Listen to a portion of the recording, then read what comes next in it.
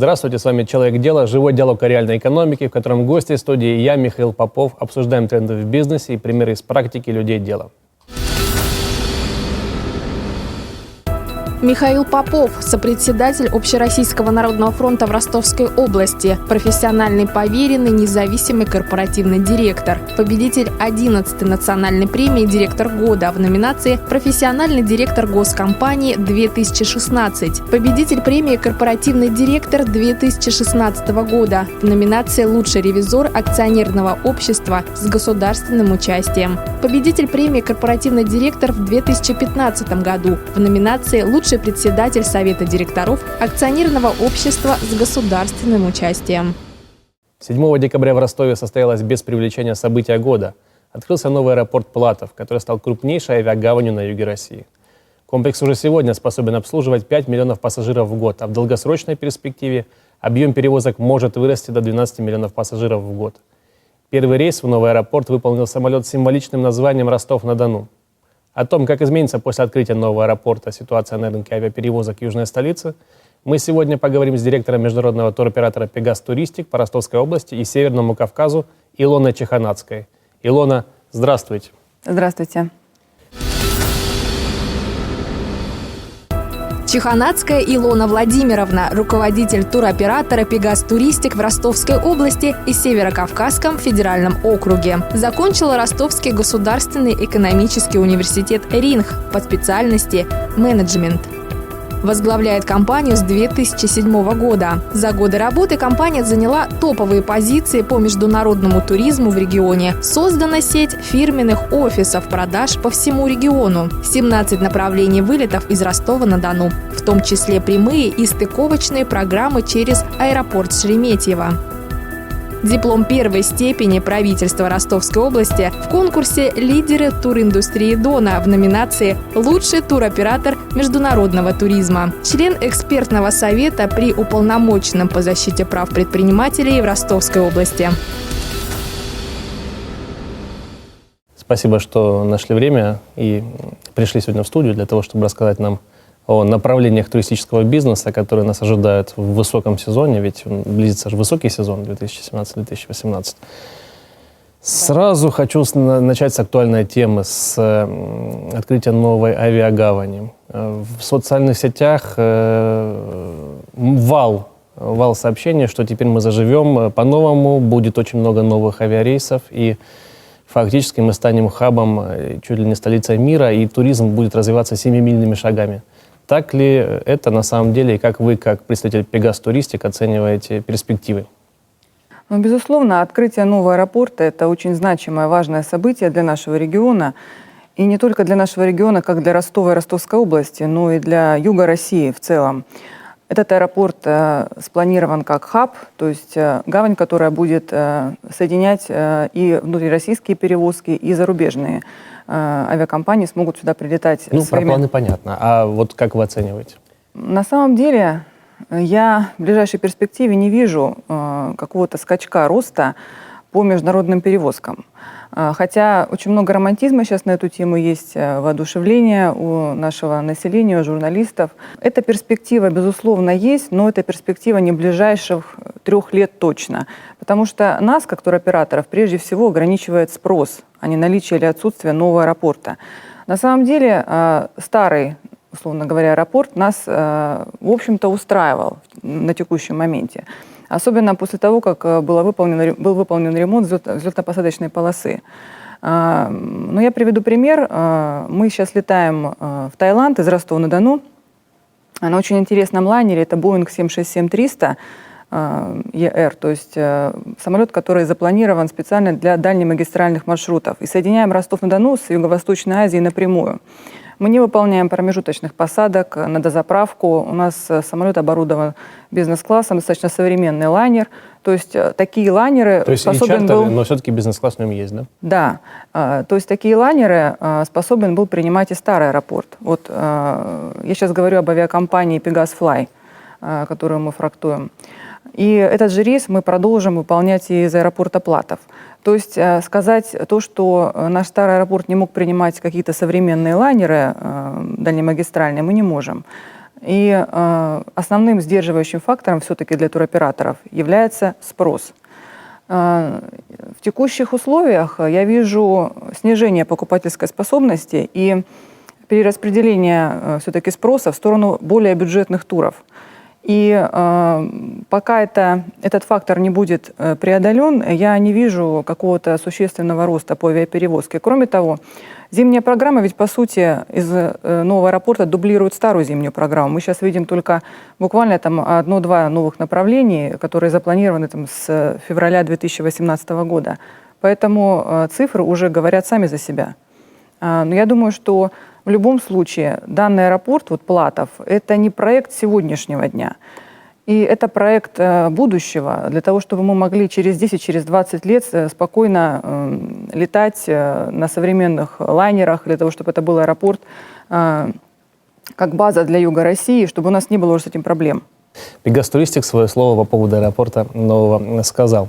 Но это же касается только чартерных рейсов. Мы должны еще учитывать и новые линии, которые могут появиться, и новые авиакомпании, которые могут прийти.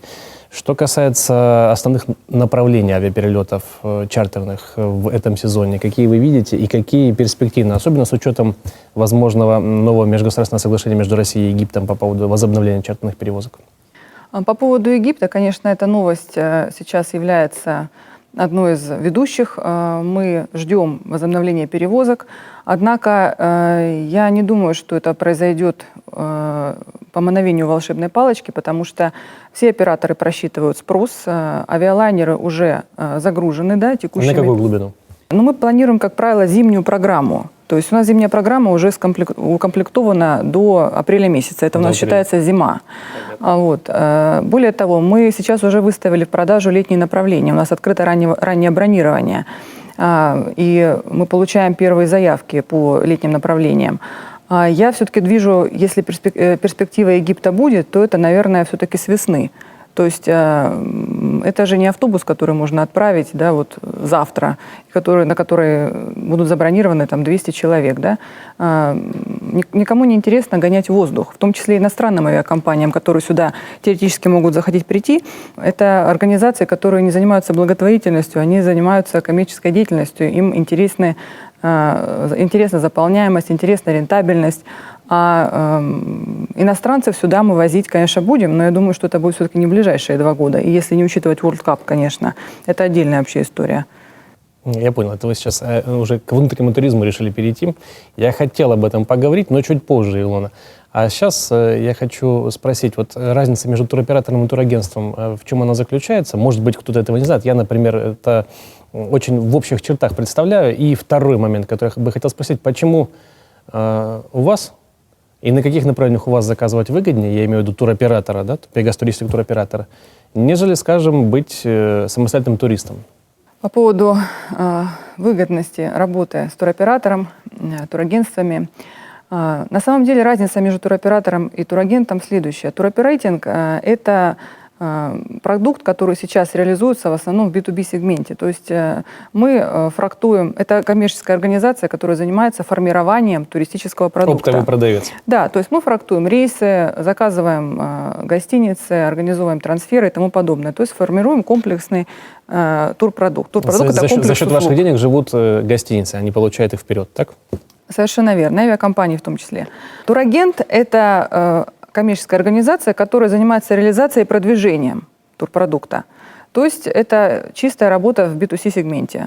Вот, собственно, основная разница. То есть мы, туроператор, работаем с агентами-турагентами. И вы не продаете частным лицам? Есть такая возможность, у нас работает сайт, то есть есть возможность купить такой тур онлайн, но в структуре нашей реализации составляет в лучшем случае 5% сейчас.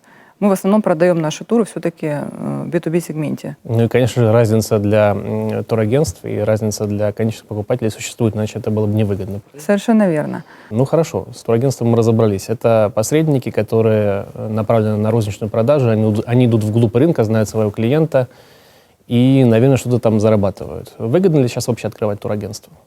У нас же все-таки деловая передача. Вдруг у вас появятся новые покупатели?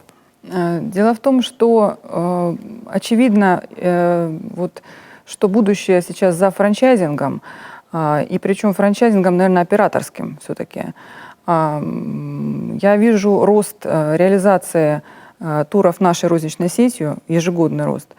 Я вижу то, что часть турагентств все-таки закрывается, особенно в 2016 году, когда у нас не было нашего хлеба, я имею в виду Турции, это хлеб для международных туроператоров. Очень много агентств закрылось. А Египет?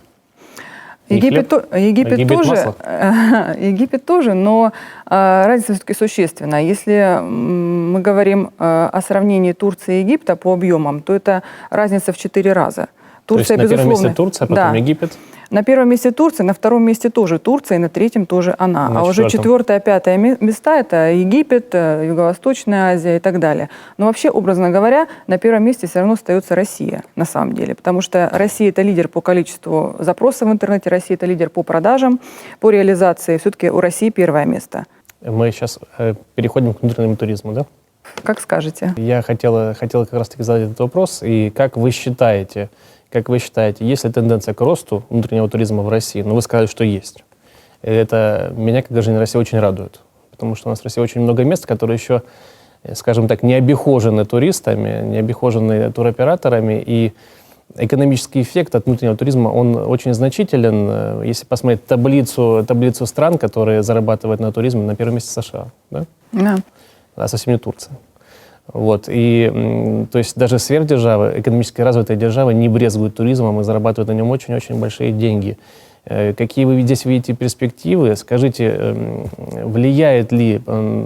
значительно влияет ли госпрограмма развития культуры и туризма, которая реализуется в России 13-20 годы? Ведь только в 17 году или 18 могу путаться в цифрах, потому что, привожу по памяти, около 90 миллиардов из бюджета будет направлено на реализацию этой программы развития культуры и туризма Российской Федерации. Там есть подпрограммы. В основном, конечно, тратится на развитие культурных аспектов, но и там есть подпрограмма туризм. Как вы видите, как это будет развиваться? Я могу сказать совершенно точно, что золотое время для российского туризма, вот если оценивать ближайшие, точнее прошедшие где-то 3-4 года, это был 2016 год. В 2016 году на курорты Краснодарского края, Крыма поехали те люди, которые туда ни разу не ездили, потому что была закрыта Турция, потому что был закрыт Египет, и у нас высвободился такой достаточно большой сегмент людей. Так может их и не открывать, Турцию и Египет? И будем развивать внутренний туризм, зарабатывать деньги, тратить деньги внутри страны. Этим самым мы ограничиваем права граждан на свободу передвижения. Я не согласна с вами, Михаил. Мы все-таки, наверное, не будем этого делать, потому что каждый человек должен сам решать, куда ему ехать, во что ему инвестировать деньги. Мы этого делать точно не будем, потому что решение принимаем это не мы, Илона. Дело в другом. Дело в целесообразности для бюджета нашей страны, для развития нашей страны. В 2016 году российские курорты показали рекордный рост по въезду наших граждан. Этот рост составил порядка 200%. Да? По разным оценкам разные цифры приводятся. В 2017 году такого прироста уже нет. У нас буквально, я вчера смотрела аналитику, прирост составил где-то от 0 до 15%.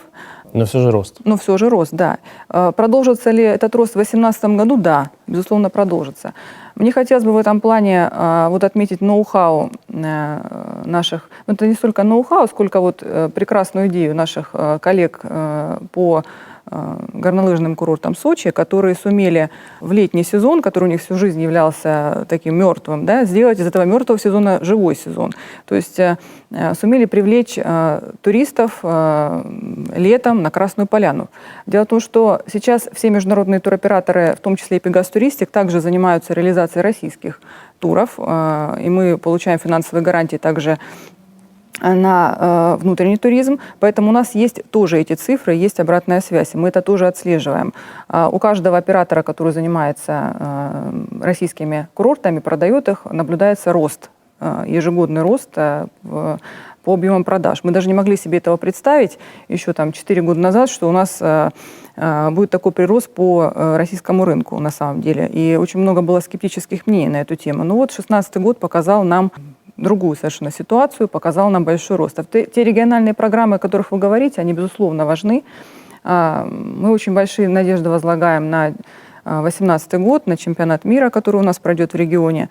И кстати сказать, новый аэропорт аэропорт Платов – это очень важный инфраструктурный объект для данного мероприятия.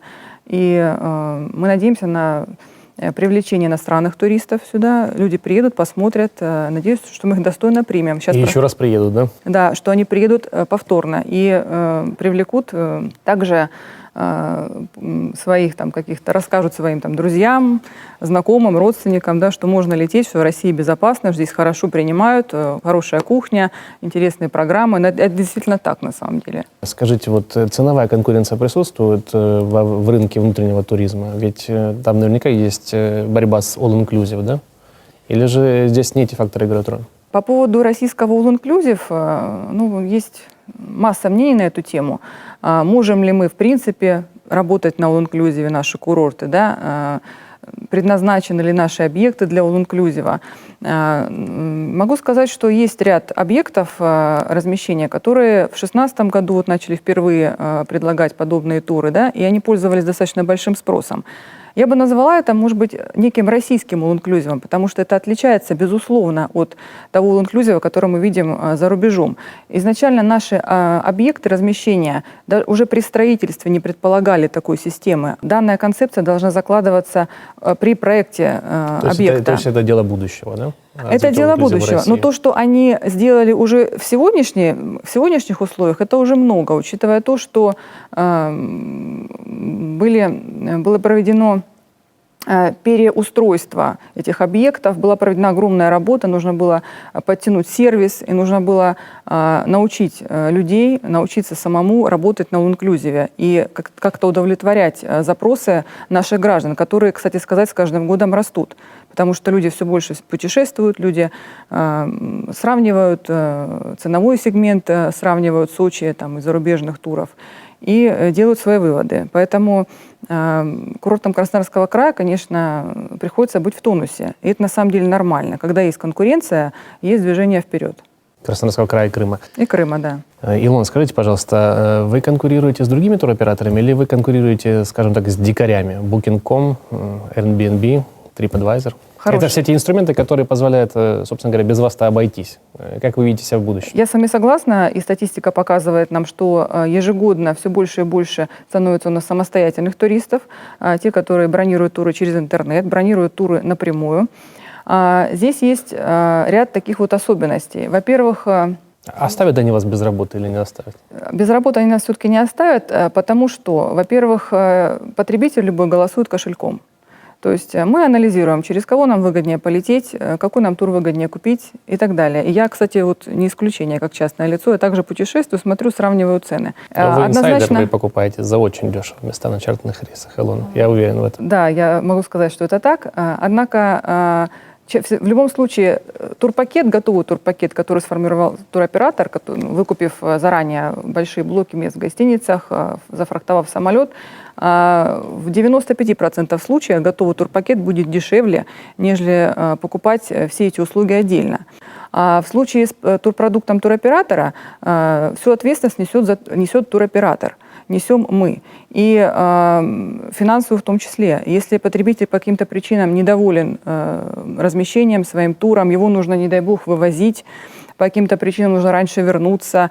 Любые проблемы, возникающие по этим всем вопросам, ответственность несет туроператор, в том числе и в судах. Вот такая типичная страшилка туроператора сегодня прозвучала. Вот на самом деле так. Я хочу сказать, что разговор наш совершенно не закончен, Илона. Мы с вами продолжим его в радиоэфире. Обязательно. И благодарю вас за то, что вы сегодня пришли. Пегас Туристик, Илона Чеханацкая. Спасибо вам большое. Спасибо. Хотите покупать больше, а тратить меньше? Все в пятерочку за «Выручай картой». Получайте баллы за покупки. Обменивайте баллы на скидки. Участвуйте в специальных акциях только для владельцев карт. С «Выручай картой» покупать в пятерочке еще выгоднее. В пятерочку с «Выручай картой».